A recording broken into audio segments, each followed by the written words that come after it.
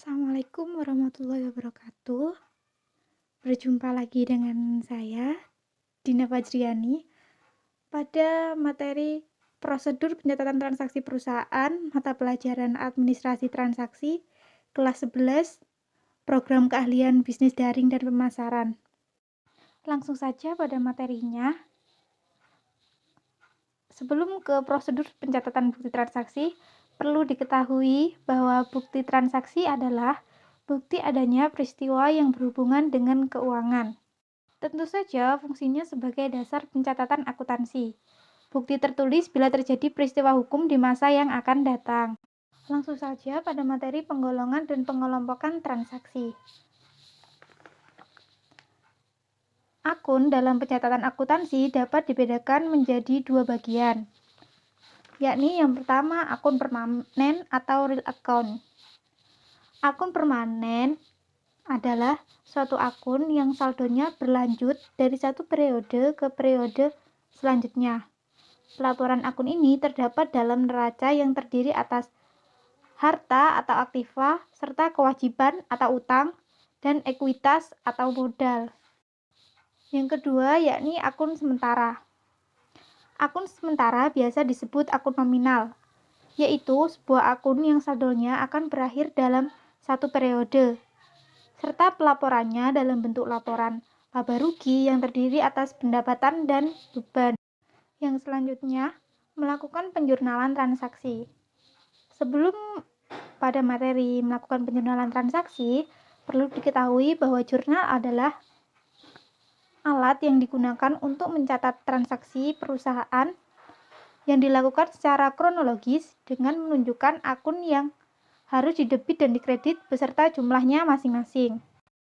Jurnal juga disebut sebagai Book of Original Entry atau buku catatan pertama, karena setiap transaksi yang terjadi dalam perusahaan harus dicatat dahulu dalam jurnal sebelum dibukukan dalam buku besar. Untuk selanjutnya, jurnal yang digunakan untuk mencatat bukti transaksi memiliki beberapa fungsi dan bentuk. Yang pertama, fungsi mencatat. Jurnal merupakan alat untuk mencatat semua transaksi yang terjadi secara keseluruhan berdasarkan bukti dan dokumen yang ada. Artinya, semua transaksi jangan sampai ada yang tertinggal dicatat dalam suatu buku jurnal. Yang kedua, fungsi historis. Jurnal merupakan alat untuk mencatat semua transaksi yang terjadi sesuai dengan urutan waktunya. Artinya, setiap bukti transaksi dilakukan secara kronologis. Jadi, mencatatnya itu harus urut dan sesuai dengan tanggal terjadinya transaksi. Yang ketiga, fungsi analisis. Jurnal merupakan hasil analisis dari bukti-bukti transaksi sehingga jelas letak debit atau kredit dari akun yang akan dicatatkan beserta jumlahnya. Artinya, pencatatan pada jurnal adalah hasil analisis yang berwujud pendebitan dan pengkreditan akun-akun yang terpengaruh beserta jumlahnya. Yang keempat, fungsi instruktif. Jurnal merupakan suatu instruksi atau perintah untuk melakukan pemindah bukuan atau posting dalam buku besar.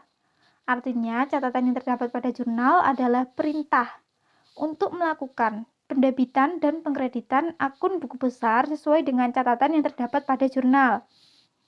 Dan yang kelima atau yang terakhir yakni fungsi informatif.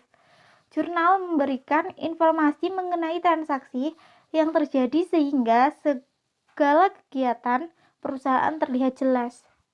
Artinya, fungsi dari jurnal adalah memberikan informasi atau penjelasan mengenai transaksi yang terjadi untuk dilakukan sebuah pencatatan.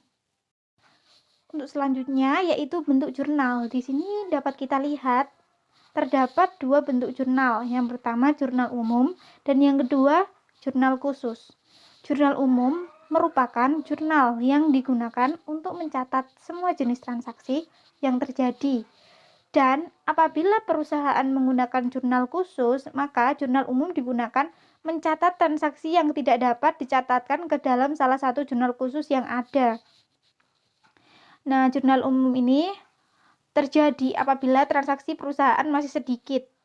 Jurnal umum Biasanya dengan 2 kolom yang terdiri atas debit dan kredit sudah cukup sebagai pencatatan pertama akuntansi apabila perusahaan transaksinya sedikit. Nah, untuk yang kedua, jurnal khusus merupakan jurnal yang digunakan untuk mencatat setiap transaksi yang sejenis dan berulang kali terjadi. Jurnal khusus ini digunakan apabila transaksi perusahaan semakin banyak dan berulang kali terjadi dengan frekuensi yang tinggi, seperti pembelian, penjualan, penerimaan kas, dan pengeluaran kas, maka diperlukan jurnal khusus untuk melakukan pencatatan transaksi tersebut. Next, transaksi yang dicatat dalam jurnal umum. Di sini terlihat ada 5. Yang pertama, transaksi lain yang tidak dapat dicatat dalam jurnal khusus. Misalnya, retur pembelian, kredit, retur penjualan kredit, perubahan utang atau piutang menjadi wesel, dan lain sebagainya. Yang kedua, ayat jurnal penyesuaian. Yang ketiga, ayat jurnal koreksi. Yang keempat, ayat jurnal penutup. Dan yang kelima, ayat jurnal pembalik. Sedangkan pada jurnal khusus yang biasa digunakan dalam akuntansi perusahaan dagang, yakni yang pertama jurnal penerimaan kas, yang kedua jurnal pengeluaran kas, yang ketiga jurnal pembelian, dan yang keempat jurnal penjualan. Yang selanjutnya, proses pencatatan jurnal umum. Di sini ada 6 langkah-langkahnya. Yang pertama, setiap halaman jurnal diberi nomor urut untuk referensi. Yang kedua, tahun dicantumkan sekali saja pada baris paling atas dari kolom tanggal di setiap halaman jurnal, kecuali bila dalam halaman tersebut tahunnya berubah. Yang ketiga, bulan dicantumkan sekali saja pada garis pertama sesudah tahun dalam kolom tanggal di setiap halaman, kecuali dalam halaman tersebut bulannya berubah. Jadi misalnya, jika pada soal itu bulannya hanya 1 bulan saja, maka dicantumkan hanya sekali saja. Yang keempat, tanggal dicantumkan sekali saja pada kolom tanggal untuk setiap hari, tanpa memandang jumlah transaksi yang ada pada hari itu. Misalnya pada hari itu transaksi terjadi 2 atau 3 transaksi, maka yang dicatat atau yang dicantumkan tanggal hanya 1 saja. Yang kelima, nama perkiraan yang didebit dicantumkan pada tepi paling kiri dalam kolom keterangan. Nilai uangnya dicatat dalam kolom debit. Yang keenam, nama perkiraan yang dikredit dicantumkan di bawah agak ke kanan dari perkiraan yang didebit, nilai uangnya dicatat dalam kolom kredit. Penjelasan singkat dapat dicatat di bawah agak ke kanan dari setiap ayat jurnal.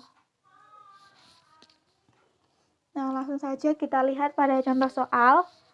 Misalnya ini contoh soal dari saya ya. Pada bulan Januari 2020, Nona Rina membuka sebuah usaha dagang toko kelontong dengan nama Rina Jaya. Adapun transaksi-transaksi yang terjadi selama bulan Januari 2020 tersebut sebagai berikut. Ini terjadi pada bulan Januari. Nona Rina menginvestasikan uang sebesar 45 juta ke kas perusahaan.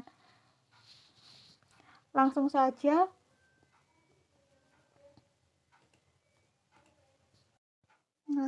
pada jawabannya. Nona Rina menginvestasikan uang sebesar 45 juta ke kas perusahaan. Kita tulis kas dengan referensi 101 karena ini merupakan perusahaan dagang. Lalu pada debit kita cantumkan 45 juta. Sedangkan pada kredit keterangannya modal usaha kita cantumkan pada kredit 45 juta. Selanjutnya dibeli peralatan kantor atau peralatan toko sebesar 8 juta secara kredit dari toko Maju Jaya. Maka kita catat di sini dibeli peralatan toko pada akun debit dengan nomor referensi 121 dan utang usaha pada akun kredit sebesar 8 juta. Untuk transaksi yang ketiga, dibayar sewa tempat toko untuk 1 tahun.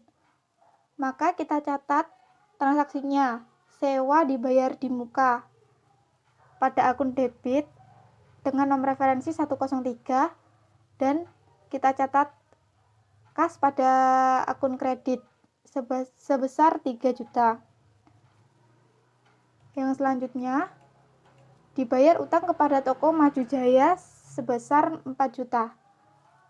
Kita catat pada akun debit, yakni utang usaha dengan nomor referensi 201 sebesar 4 juta. Pada akun kredit, kita catat yaitu kas dengan nomor referensi 101 sebesar 4 juta. Dan transaksi yang terakhir diterima pendapatan toko sebesar 2 juta. Kita catat pada akun debit, yakni kas dengan nomor referensi 101 sebesar 2 juta, sedangkan pada akun kredit, yaitu pendapatan toko dengan nomor referensi 401 sebesar 2 juta, maka totalnya 62 juta. Demikian cara untuk menjurnal dari transaksi perusahaan dagang tersebut. Sekian materi dari saya, kurang lebihnya mohon maaf. Saya akhiri. Assalamualaikum warahmatullahi wabarakatuh.